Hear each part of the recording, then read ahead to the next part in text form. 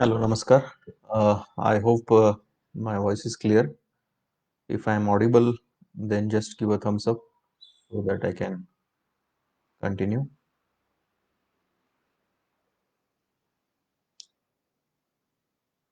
Okay, all right. मी doctor Kiran Patil, मेंदू विकार तज्ञ, Medulla health care doctor colony Gadhinglaj. आजच्या आपल्या सेकंड लाईव्ह सेशनसाठी आलेलो आहे आणि आजचा टॉपिक आपला आहे मेंदू मज्जासंस्था आणि कोविड-19.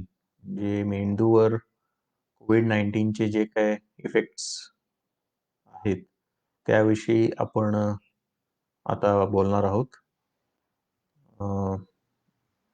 माझा आवाज जर क्लिअर येत असेल तर कृपया just give thumbs up so that I can carry on. Okay, all right. मी डॉक्टर किरण पाटील, मेंदूविकार तज्ञ, Medulla health care doctor colony Gadhinglaj. आणि आजच्या लाईव्ह सेशनचा आपला टॉपिक आहे मेंदू मज्जासंस्था आणि कोविड-19. माझ्याकडं रिसेंटली ओपीडी मध्ये खूपशा केसेस या संदर्भात येत आहेत, त्यामुळे मी हा आजचा टॉपिक घेतलेला आहे. तर आपण पाहूयात की नेमकं कोविडचा बाकीच्या सिस्टीम्सवर काय काय इफेक्ट आहे हे सगळ्यांना माहीतच आहे. माझ्या या टॉकची लाईव्ह सेशनची ऑडियन्स ही कॉमन पीपल आहे, ज्यांना अगदी साध्या सोप्या भाषेमध्ये मला समजावून सांगायचं आहे की व्हॉट एक्झॅक्टली हॅपन्स, काय नेमकं होतं, कोविडचा मेंदूवर काय परिणाम होतो आणि मज्जासंस्थेवर आणि नसांवर कोणता टाईपचा परिणाम होतो. तर पहिला प्रश्न घेऊया की आपल्या सर्वांना माहितच आहे की कोविड हा श्वसन संस्थेवर इफेक्ट करतो, ज्याची लक्षणं ताप, खोकला किंवा धाप लागणे ही आहेतच. पण नेमका कोविडचा आणि कोरोना व्हायरसचा आणि मेंदूचा किंवा न्यूरोलॉजिकल सिस्टीमचा आणि मज्जासंस्थेचा काय संबंध आहे ते पाहूया. कोरोना ही व्हायरस ही एक फॅमिली आहे, ज्याच्यामध्ये भरपूर टाईपचे व्हायरस आहेत. ती खूप मोठी फॅमिली आहे. त्याच्यामध्ये आपल्याला सार्स कोव्ही 2 व्हायरस, आता ज्याला आपण कोविड म्हणतो तो आहे. सॉर्स कोव्ही 1 आहे. मर्स व्हायरस आहे. 2003 साली सार्स व्हायरस आला होता. त्याच्यानंतर 2012 साली मर्स मिडल ईस्ट कंट्रीमध्ये आला होता. तो मर्स व्हायरस आला होता. ही सगळी एकाच फॅमिलीचे व्हायरसेस आहेत. आणि त्यांचा अफेक्ट जो आहे तो कसा नेमका ते कसे काय काम करतात हे आपण थोडक्यात समजावून बघूया. म्हणजे त्या व्हायरसचं काम करण्याची प्रक्रिया कशी आहे? त्याच्यानंतरच आपल्याला कळेल की त्याचे इफेक्ट्स कसे आहेत आणि आपण त्याला कसं काय रोखू शकतो किंवा त्याचे इफेक्ट्स कसे काय थांबवू शकतो, कसे काय ट्रीट करू शकतो. तर पहिल्यांदा तो जो व्हायरस आहे त्याला कोरोना म्हणतात व्हायरस, कारण ते सूर्य आणि सूर्यकिरण, जसा तो मुकुट असतो राजे महाराजांच्या डोक्यावर, तसा तो मुकुट असतो, त्याच्यामुळे ते कोरोना म्हणतात. जो व्हायरस गोल असतो त्याच्यावर सूर्यकिरण असतात किंवा काटे जे जसे असतात तसे त्या काट्यांना आपण स्पाइक्स म्हणतो इंग्रजीमध्ये, आणि त्यालाच येस प्रोटीन म्हणतात. येस प्रोटीन म्हणजेच फॉर स्पाइक. आणि तसा तो एक स्ट्रक्चर आहे जो आपल्या शरीरामध्ये श्वसन संस्थेद्वारे एरोसॉर्स हवेतून तो किंवा डोळ्यांमधून सुद्धा येऊ शकतो. आणि आल्यानंतर त्याचं मेकॅनिझम असं आहे की जी आपली जी प्रतिकारक शक्ती आहे, इम्युन सिस्टीम आहे, त्यालाच तो हायजॅक करतो. आणि इम्युन सिस्टीमला एकदा हायजॅक केलं की त्याच्यानंतर त्याला ईझी होतं. म्हणजे त्याचा डायरेक्ट इफेक्ट जो आहे तो इम्युन सिस्टीमला हायजॅक करतो. तो जो व्हायरस स्वतः आहे तो हलू शकत नाही. स्वतः तो हलू शकत नाही. आरएनए कंटेनिंग व्हायरस आहे तो, किंवा स्वतः रेप्लिकेट पुनर्निर्मिती त्याची, प्रजनन क्षमता त्याची नाहीये. त्याच्यासाठी त्याला होस्ट लागतो, कुणावर तो अवलंबून राहावं लागतं. त्यामुळे जो व्हायरस ज्यावेळी तो आपल्या श्वसन संस्थे नाकामध्ये येतो, नेझल म्युकस, आपण श्वास घेतो हवेतून, त्याच्यामध्ये येतो आणि आल्यानंतर त्याचं तो जो व्हायरस आहे तो अटॅच होण्यासाठी लॉक अँड की मेकॅनिझम जसं असतं, साधं कुलूप असते आणि चावी असते. जो व्हायरसला आपण आपण चावी म्हणायची, आणि जे कुलूप असतं ते रिसेप्टर्स असते जे आपल्या शरीरामध्ये असतात. त्या रिसेप्टरवर त्या चावीमध्ये तो चावी येऊन बसली तरच तो अटॅच करतो. आणि ज्या ठिकाणी जी जी कुलूप आहे त्याला ACE2 प्रोटीन म्हणतात.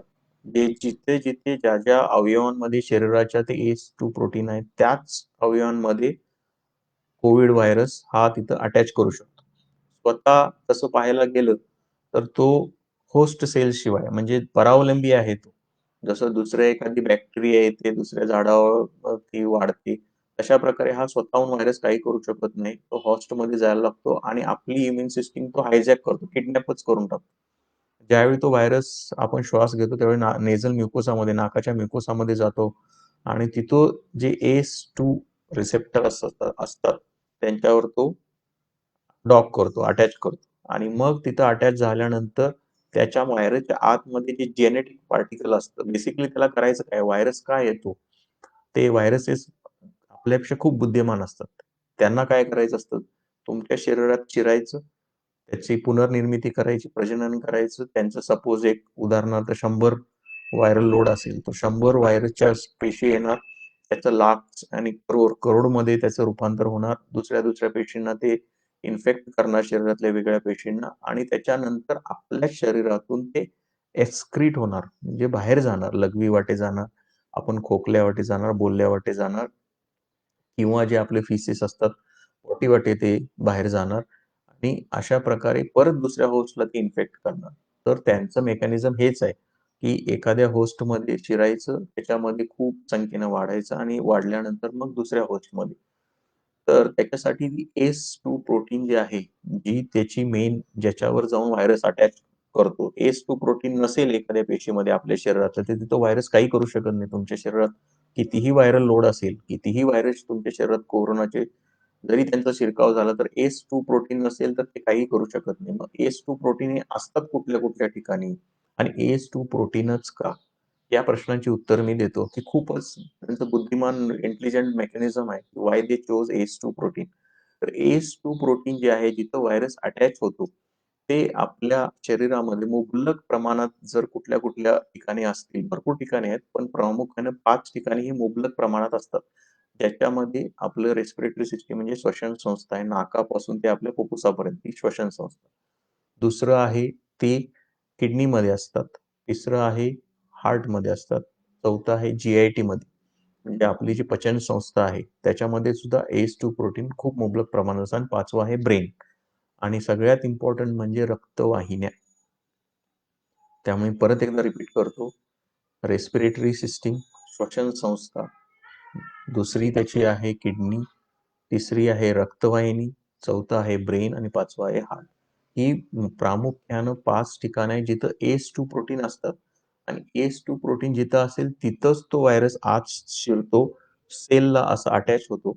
अटॅच झाल्यानंतर त्याच्या आत जे जेनेटिक मटेरियल असतं, ते त्या पेशीच्या आपल्या शरीरातल्या पेशीच्या आत शिरतं. आत शिरल्यानंतर आपल्या पेशीमध्ये सायटोप्लाझम पाण्यासारखी हे असतात. आपण सपोज एक बबल घ्यायचा, फुगा घेतला, फुग्यामध्ये पाणी भरलं. तर फुग्यामधून बाहेर आपण ज्यावेळी एक बोट आत घालतो, त्यावेळी जसं आत जातं तेवढ्या एरियामध्ये, तसाच तो व्हायरस एक्झॅक्टली तो आत जातो आणि नंतर त्याला कव्हर होतं आणि आत तो शोषला जातो. आत फुग्यामध्ये पाणी असलेल्या, बबल असलेल्या ठिकाणी गेल्यानंतर आपल्या शरीरातलं जे एनर्जी जिथं तयार होते, रायबोझोम्स जिथं असतं, प्रोटीन रेप्लिकेशन होतं. म्हणजे बेसिकली हा डी लेव्हलचाच प्रश्न आहे. आपलं डी-एन-एचं जे रेप्लिकेशन होतं, प्रोटीन जे फॉर्म होतं, बिल्डिंग ब्लॉक्स असतात. आपल्या कुठल्याही पेशीमध्ये प्रोटीनच मेन आहे. कारण एनर्जी असते, ते मायटोकॉन्ड्रिया पॉवर हाऊस जे म्हणतो आपण पेशींमध्ये, तो एनर्जी जिथं तयार होते, ते जेनेटिक रेप्लिकेशन शिवाय होत नाही. ज्यावेळी आपण जीन्स आपले रेप्लिकेट करतात, तसं व्हायरसचा जीन येतो, आपल्या पेशीमध्ये शिरतो.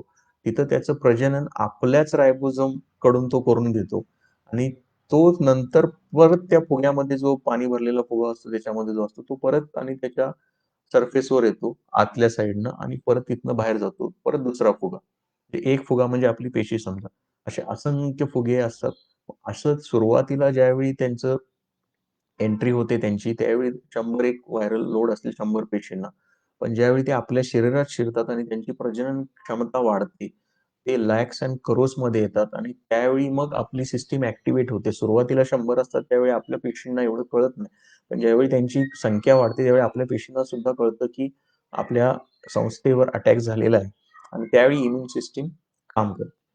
त्यामुळं आता मी दुसऱ्या प्रश्नावर येतो. हे मी आता इथं हाफ कट करतो. दुसऱ्या प्रश्नावर येतो, की ACE2 प्रोटीनच का? आणि ACE2 प्रोटीनचं काय आपल्या शरीरामध्ये महत्त्व काय आहे बेसिकली?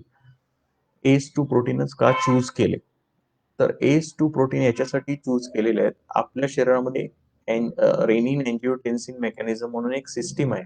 ते खूप मेडिकलमध्ये जात नाही. मी साधं समजावून सांगतो. ज्यावेळी तुमच्या शरीरामध्ये ब्लड प्रेशर कमी होतं, हृदय असतं, रक्त पंप करतं.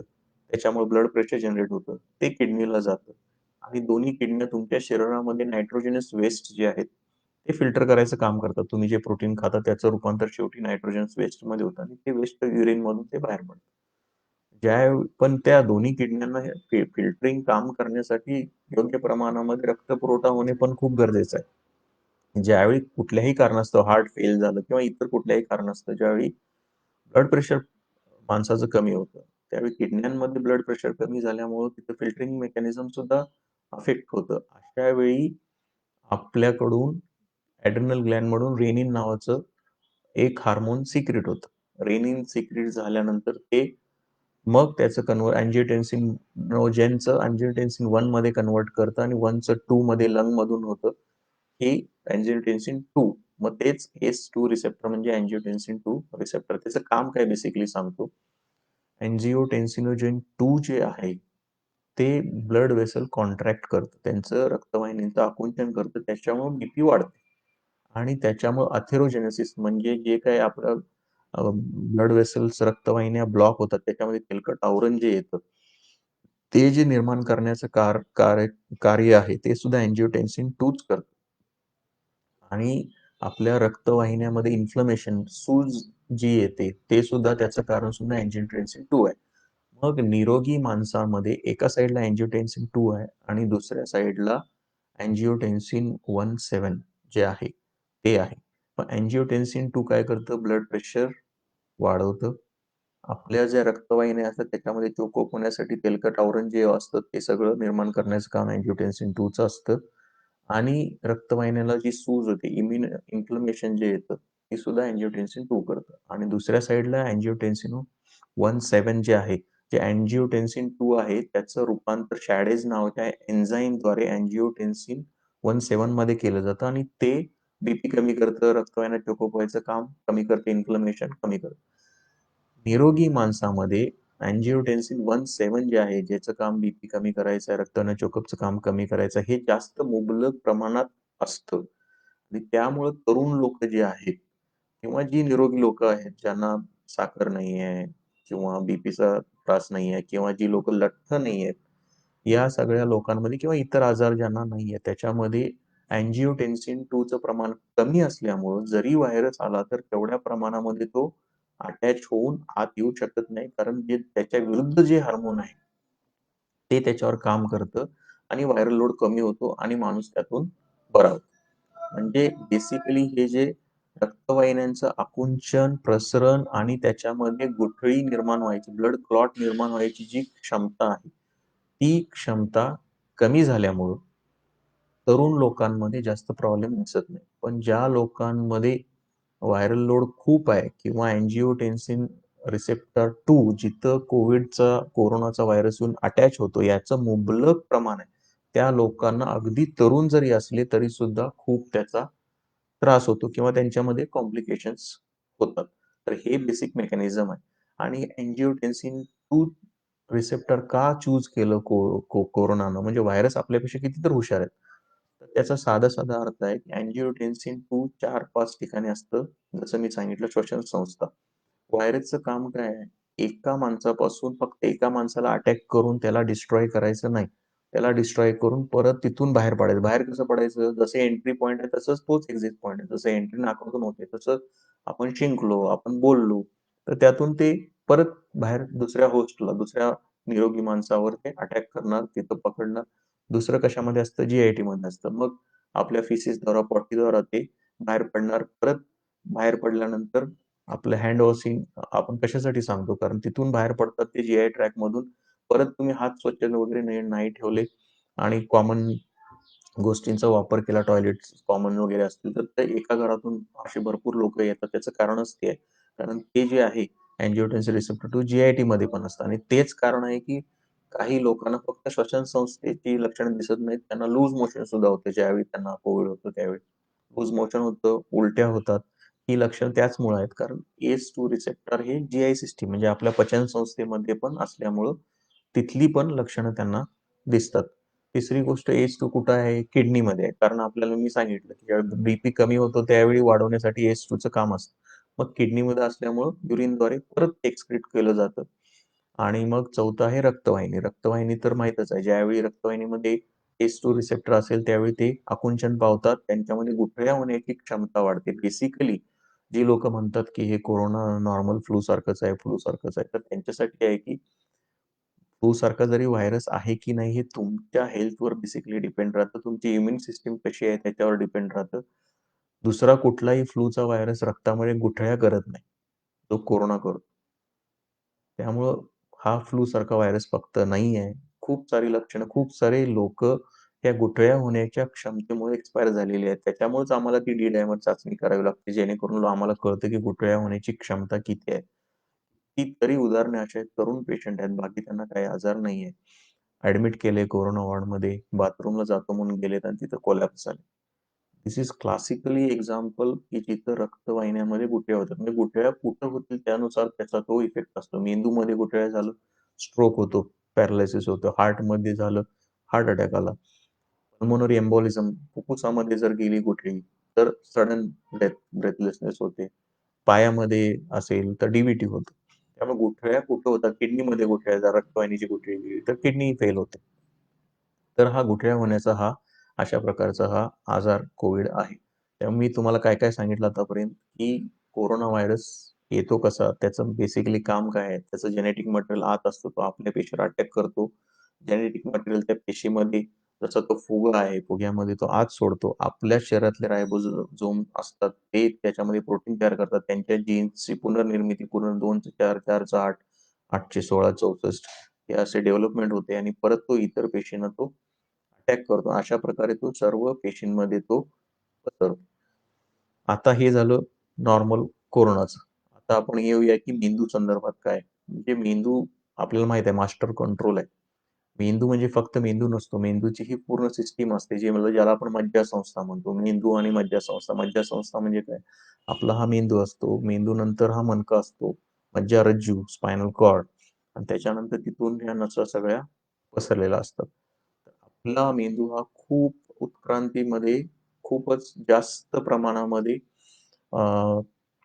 इव्होल्युशन त्याचं झालेलं आहे आणि खूप आपण त्याच्यामुळेच आपण इतकी प्रगती करू शकलेलो आहे. तर मेंदूच्या पूर्ण साइडनं मेंदू काय असा फक्त एका कवटीमध्ये बसलेला नसतो. मेंदू आणि मज्जारज्जू हा एकमेकाला कनेक्टेडच असतात.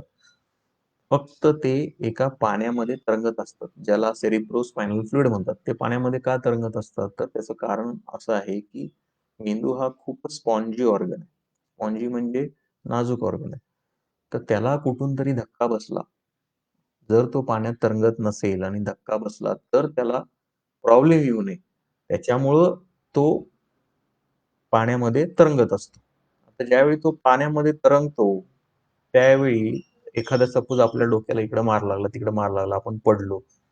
तर शॉक ॲब्झॉर्बरचं जे काम असतं, ते जे पाणी आत आहे ते करत असतं. लक्षात आलं का? त्या शॉक ॲब्झॉर्बच्या कामासाठी मेंदूमध्ये तो पाण्यामध्ये तरंगत असतो आणि त्यामुळे त्याचं वेट पण कमी होतं. आपण पाण्यात किती जरी वजनाचा माणूस असेल, तर तो तरंगत राहतो. तर बेसिकली तेच मेकॅनिझम आहे, की मेंदू फक्त कवटीमध्ये आहे तसा अटॅच नाहीये. तो पाण्यामध्ये असतो. आणि दुसरी गोष्ट मेंदूच्या आणि मज्जारज्जूच्या साइडनं पूर्णपणे ब्लड ब्रेन बॅरियर नावाचं एक आवरण असतं, ज्याच्यामध्ये नको असलेल्या लोकांना अजिबात तिथं एंट्री मिळत नाही. ते बॅरियर असतं, ते टाईट जंक्शन असतात, त्या पेशी असतात एकमेकांना टाईटली आपण जसं एक एक बॉर्डर करतो, एकदम टाईट असते किंवा भिंतीसारखं समजा. एकदम ती भिंत असते, जे मेंदूला पाहिजे म्हणजे ऑक्सिजन पाहिजे, ग्लुकोज पाहिजे, बाकीची जी पोषक द्रव्य पाहिजे, तेवढ्याच त्यांना तेवढी एंट्री मिळते. बाकीच्यांना एंट्री मिळत नाही. असं असून सुद्धा व्हायरसेस आहेत, ते हुशार आहेत, ते त्याच्यामध्ये एंट्री मिळवतात. त्याला आपण म्हणतो न्यूरोट्रॉपिक व्हायरसेस म्हणजे जे virus for example influenza virus जे आहेत, ते मिळू शकतात. झिका व्हायरस आहे, इबोला आहे, पोलिओ व्हायरस आहे. पोलिओ व्हायरस तुम्हाला सगळ्यांना माहीत असेल. पोलिओचे 2 बूंद जिंदगी की. पोलिओ व्हायरस हा न्यूरोट्रॉपिक आहे. त्याच्यामुळेच लोकं ज्यावेळी आपण बघतो की एक पाय पोलिओ झालाय, पायाला ते चालतात हे सगळे न्यूरोट्रॉपिक व्हायरस आहेत जे नर्व्हस सिस्टीममध्ये एंट्री करू शकतात. आता नर्व्हस सिस्टीममध्ये हे टाईट जंक्शन जरी असेल, तरी ज्यावेळी आपल्या शरीरावर एखादं आक्रमण होतं व्हायरसचं, त्यावेळी आपली नर्व्हस सिस्टीम इम्युन सिस्टीमला ती सिक्रीट करते. तिला ती स्टार्ट करते. इम्युन सिस्टम स्टार्ट झाली की सायटोकाईन नावाचे हार्मोन्स रिलीज होतात आणि इन्फ्लमेटरी हार्मोन्स असतात ते. ते रिलीज झाल्यानंतर जे मेंदूच्या सराउंडिंगनं जी काही आपली टाईट एकदम पूर्ण बॉर्डर आहे किंवा ती भिंत आहे म्हणा, अभेद्य भिंत, तर ती जी टाईट सेल्स आहेत त्यांना थोडी वाढ दिली जाते. कारण कसं आहे, एका ठिकाणी आता आपल्या शरीरावर तर आक्रमण झालेलंच आहे. आक्रमण झाल्यानंतर त्या सगळ्या पेशी रक्तातूनच शेवटी पसरतात आणि मेंदू जो रक्तपुरवठा होतो त्याच्यामध्ये जे प्रोटीन वगैरे पाहिजे असतं ते सगळं कोरॉइड प्लेक्सस नावाची एक जागा असते, तिथून ते शोषून घेतलं जातं आणि त्या ठिकाणी अशा 4-5 ठिकाणी आहेत मेंदूमध्ये, ज्या ठिकाणी ते जे तुमची भिंत अभेद्य आहे ती थोडीशी त्यातून पेनिट्रेशन थोडं आत जाऊ शकतं. त्यावेळी टाईट सेल्स ज्यावेळी शरीरामध्ये सिस्टमिक इन्फ्लमेशन होतं, पूर्ण शरीरामध्ये अटॅक झालाय असं कळतं, आपल्या पूर्ण प्रतिकारक क्षमता असलेल्या सगळ्या पेशी, पांढऱ्या पेशी वगैरे कामाला लागतात, हे हार्मोन सिक्रेट होतात. त्यावेळी जे टाईट जंक्शन असतं ते थोडंसं लूज होतं. जेणेकरून जास्तीत जास्त प्रोटीनचा पुरवठा मेंदूला व्हावा आणि तिथून डिसिजन मेकिंग वगैरे जे काही असेल ते व्यवस्थित व्हावं त्या संदर्भात. मग त्यावेळी थोडेसे व्हायरस सोडा तिथून जातात. अशा प्रकारे मेंदूमध्ये कोविड व्हायरसची सुद्धा एंट्री होते, जसं इतर व्हायरसची सुद्धा एंट्री होते. आता आपण पुढच्या ह्याच्यात येऊया, की लक्षणं जी दिसतात त्याचं मी तुम्हाला काय त्याच्या मागची कारणं काय आहेत, ती कशी आहेत ती मी सांगतो. सगळ्यांना माहित आहे, की लॉस ऑफ स्मेल म्हणजे गंध जाणे आणि चव जाणे, लॉस ऑफ टेस्ट तोंडाला चव लागत नाही. ही खूपच कोविडची कॉमन लक्षणं आहेत. म्हणजे ती इतकी कोविडमध्ये कॉमन आहेत, की it is as equivalent to RTPCR. आपण जी स्वॅब टेस्ट घेतो, त्याच्या इक्विव्हॅलंट आहे, की तुमचे गंध क्षमता जाणे, स्मेल जाणे आणि चव जाणे. त्याचं कारण काय आहे? आता मी हे या भागामध्ये सांगतो. तर जसं मी सांगितलं कोरोना व्हायरस आपल्या नाकामध्ये येतो. आपल्या नाकामध्ये आल्यानंतर जो नेझल म्युकोसा असतो आणि आपला पुढचा मेंदू फ्रंटल ब्रेन असतो. त्याच्या खाली आपल्याला पहिल्यांदा हे समजून घ्यायला लागेल, की गंध क्षमता, स्मेल सेन्सेशन ही कशी असते? तर गंध क्षमता ही अशा प्रकारे असते, ज्यावेळी तो ऑल्फॅक्टरी बल्ब असतो. म्हणजे तुम्हाला फॉर एक्झाम्पल मी डोळ्याच्या बाबतीत सांगतो. आता मी काहीतरी बघितलं, तर त्याची जी इमेज होती ती डोळा ती रिसीव्ह करतो. तो इमेज ती तयार होते. पण त्या इमेजचे एनालिसिस होण्यासाठी ती ऑप्टिक नर्व्ह असते, डोळ्यांची नस असते. त्याच्या थ्रू ते मेंदूमध्ये इथं मागच्या साइडला ऑक्सिपिटल लोब असतं, जिथं डोळ्याच्या इमेजचं एनालिसिसचं सेंटर आहे. म्हणजे तुमचे नुसते डोळे नॉर्मल आहेत, म्हणजे तुम्हाला दिसतं असा भाग नाही. डोळे हा फ्रंटचा ऑर्गन आहे. त्यातून जी काही इमेज तयार होते रेटिनावर पडून, इन्व्हर्टेड इमेज तयार होते, उलटी इमेज तयार होते आणि त्या रेटिनातून डोळ्यांची नस असते. त्या नसद्वारे तो सिग्नल जातो ऑल्फॅक्टरी ऑक्सिपिटल लोबमध्ये आणि तिथं व्हिज्युअल सेंटर असतं आणि तिथं त्याची प्रोसेस होते आणि मग तुम्हाला कळतं, की हां, तुम्ही कोणाला तर पाहायला लागलात. त्यामुळं कित्येक आजार असे आहेत, जिथं डोळ्यांना दिसायचं बंद झालं, तर त्याचं कारण डोळ्यात असत नाही. तर आमच्याकडे खूप साऱ्या केसेस येतात, जे ऑफ्थाल्मॉलॉजिस्ट म्हणजे डोळ्यांचे तज्ञ जे आहेत, ते आमच्याकडे पाठवतात, की डोळे आम्ही चेक केले, त्याच्यामध्ये आम्हाला वाटत नाही काहीतरी मेंदूचं कारण असावं. त्याचं कारणच हे आहे, की पूर्ण सिस्टम पहिल्या पॉइंटपासून शेवटच्या पॉइंटपर्यंत जे मेन जर तुम्ही सिस्टम घेतली, की रस्त्यावरचा खांब आहे. मोठ्या वायर्समधून तिथं ती लाईट येणार, पॉवर सप्लाय येणार. तिथून तो घरच्या डीपीमध्ये येणार. डीपीमध्ये आल्यानंतर परत मग तुमच्या तो सॉकेटमध्ये येणार आणि मग शेवटी बल्ब पेटणार.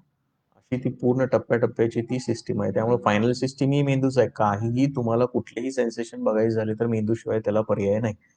तशा प्रकारे श्वसन संस्थेमध्ये ज्यावेळी नेझल म्युकोसा आपला असतो, ज्यावेळी आपण श्वास घेतो, कारण एंट्री पॉइंट हे शेवटी नेझल म्युकोसाच आहे. नाकातूनच तुमचा श्वास पहिल्यांदा तिथं जातो. तर नाकातून श्वास गेल्यानंतर त्याच्यामध्ये जे केमिकल्स असतात, गंध क्षमता कशी काम करते नॉर्मली हे पहिल्यांदा मी सांगतो आणि मग त्याच्यात काय बिघाड झाल्यामुळे तुमचा श्वास आणि चव जाते, हे त्याच्यानंतर मी सांगतो. गंध